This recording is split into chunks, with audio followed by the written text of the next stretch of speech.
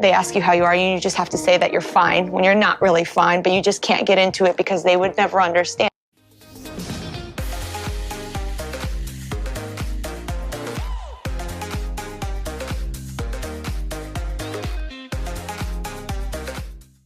You know, creativity is at an all-time low when your filmography looks like an OTP versus a sea of high concepts and great ideas. Ajay Devgan is literally playing roulette at this time, hoping and wishing that the audience also aligns with one of the 5 movies he does every year. Dhamaal 4 possibly has to be the worst of his choices I have seen of him in the last few years, and yes, I include it right up there with Bhuj, the Pride of India. Dhamaal is a franchise that never should have been a franchise in the first place, as other than Adi and Manav, the movie keeps on respawning into new characters and worlds that have little to no connection with the previous film other than the existence of a treasure. The memories of the first film of having seen it in school, a movie directed by Indra Kumar that has since developed a huge fan base on the internet through memes, a film that was a complete rip-off of It's a Mad, Mad, Mad World, but it had genuinely funny moments. The franchise, however, does not really have an identity. It transitioned from a fun comedy of errors to become rather crass with its sequel and took a completely different turn in 2019,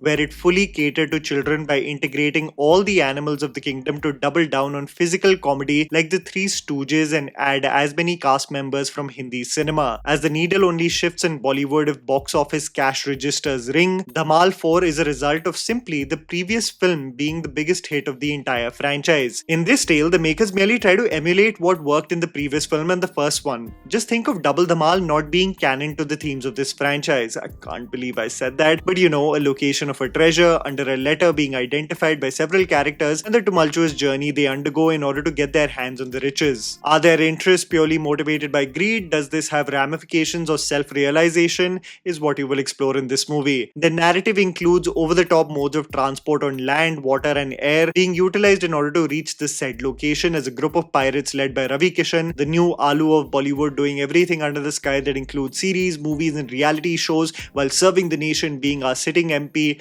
also comes as a roadblock for the characters in the film. What happens when the characters actually find the treasure? Does it really matter? Is it funny? Who am I kidding? Is it worth spending your hard-earned money in the theatre so that at least the silver lining can be an overpriced popcorn bucket that you can refill in the interval? Here's me telling you the good and bad aspects of the film so that you guys can ultimately decide whether to watch Dhamaal 4 in theatres or not. The good. Rare moments of laughter and chemistry. I swear to God, I am a man who will seek for some positive no matter what pile of garbage I am watching. To sit through 2 hours and 24 minutes of this Indra Kumar movie, finding aspects to rave about, elements that may motivate you to watch this in theatres is so challenging for me right now that I believe it is an achievement for those doing paid PR for this movie that they can say such lies with such confidence to the public. You have to be really incompetent in not being able to produce a few rare laughs, and Indra Kumar does this with his veterans, still having the ability to extract some genuinely funny scenes, but it is so rare it can get lost in the midst of perpetual screaming that you are subject to with this movie. Ajay Devgan has been accused lately of sleepwalking through his roles, delivering his dialogues in a monotone fashion with absolutely dead eyes, and I must tell you that quite on the contrary, I have not seen Ajay be so energetic in a movie in a long time. It actually seemed like he has had an ample amount of sleep and took some good pre-workout before shooting this film, because he does look lively in this movie, and yes, this is a positive aspect for any film,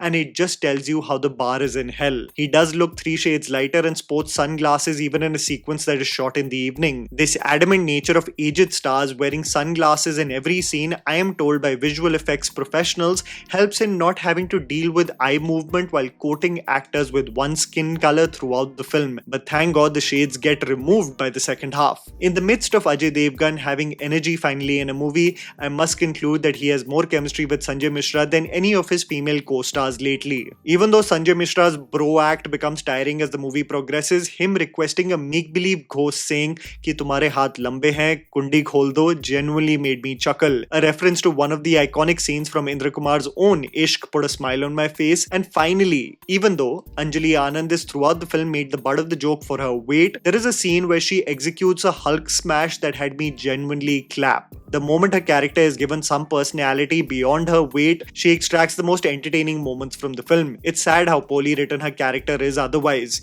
Baki sab to rehne hi do dosto.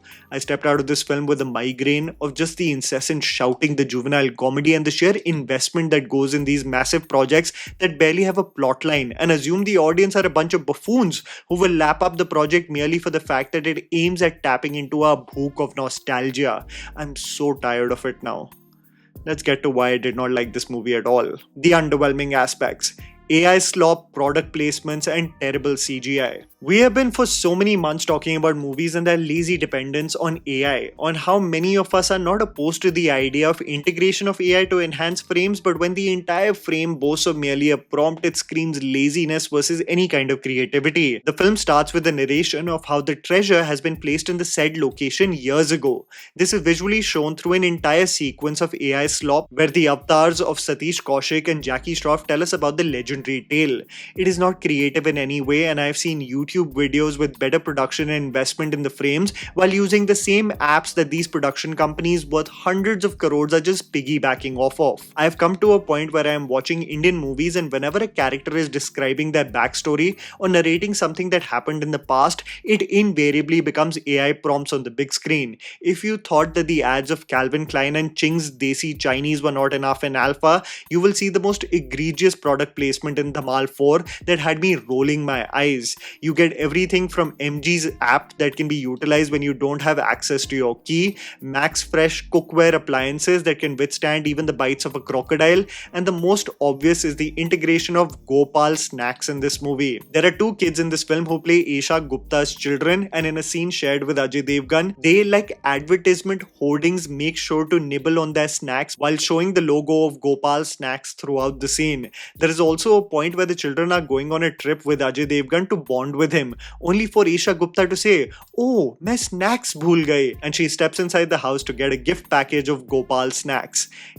क्या हो रहा है Hindi movies में? As the movie has to traverse through several modes of transport to get to the island where the treasure is, there is a heavy dependence on CGI in this film, and it progressively gets worse, reaching its ultimate terrible state when the group of characters land up in a cave where essentially the movie becomes a poor man's temple run, and it's a huge sore to the eye. I mean, we went from Ajay Devgan doing the splits on bikes to cars, and now he does the same iconic pose while being saved by two dolphins, possibly being one of the worst rendered sequences I've seen in film. I mean, trust T-Series to have access to the rights of Bella Ciao and use it for this sequence too. Money Heist fans would facepalm that the iconic song, a slogan for freedom used across the unrest in countless countries politically, is being utilized for a slapstick comedy. It's an absolute travesty visually, and what's even worse is that its writing gives it stiff competition. Juvenile comedy and writing. The film is essentially an action-adventure film with slapstick physical comedy that is mainly catered to kids, and I grew up watching kids movies produced by Hindi cinema like Chillad Party and Bhootnath,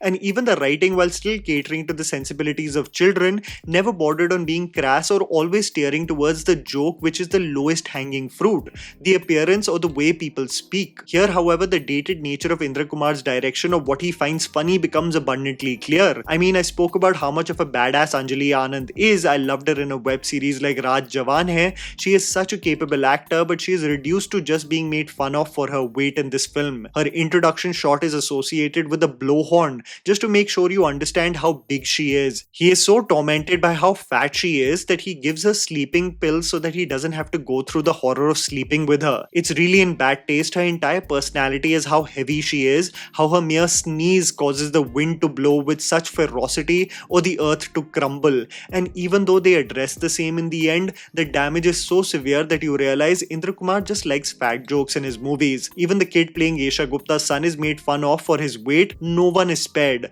The physical comedy of the likes of Laurel and Hardy or the Three Stooges continues in this film with each group. Javed Jafri as Manav is a klutz, so he invariably keeps on hitting his sister-in-law played by Sanjeeda Sheikh. And after a point, it just gets tiring. Even Arshad Varsi can't save it. Ritesh Deshmukh is loud and gets on your nerves after a point. Ravi Kishan also is perpetually shouting, and Upendra Limai, such a talented actor, has been typecast so much post-Animal that I am glad he is cashing in some good paychecks, but it's just getting tiring again. All the gags are either about knives going through bums or the crown jewels of men getting squeezed. The film eventually is a khichdi of ideas where Indra Kumar wants to integrate every genre possible, but not do any of them with conviction, allowing it to take the shape of a dish that we need when we get an upset stomach. Khichdi. The film in its adventure basically checks off boxes rather than doing anything unique, as there are 3 groups heading towards the treasure. Each one will get a comedy sequence, so if it is about getting stuck in a thunderstorm, each one will go through similar battles of confusion, and this pattern continues. If Ajay Devgan is to be presented fighting a tiger, the sequences that will follow will be each of the groups will fight a range of animals, namely crocodiles, octopuses, and even snakes. This pattern of incessant shouting as characters deal with these CGI animals causing havoc gets on your nerves because the pitch is so loud that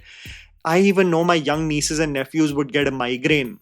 What's even worse is that the movie is anyway catered to kids. The slapstick humor is enough for them to realize what is being showcased, but the makers give such a lazy PSA in the end, give such a lekhak ka is kahani se uddeshya kya tha line, that in the climax you will genuinely get flashbacks to primary school Hindi class. You literally feel like the director said, "Acha class batao, aapne kya seekha aaj?" The movie seemed to not know how to end the film, congregating all the characters to give a moral lecture of what really is important in life. The movie gets serious with its themes also in the end, creating analogies of Ram and Sita, and it made me totally give up on the film. You know, in all of this, in all of the frustration of sitting through such a painful film, I feel like if Ajay Devgan's sole mission is to revive franchises, why not revive the real gems from his filmography? Why don't we do Carl 2 or an Action Jackson 2? Or my favorite, let's invest in Tarzan the Wonder Car 2. If we are doing this, let's do it full on.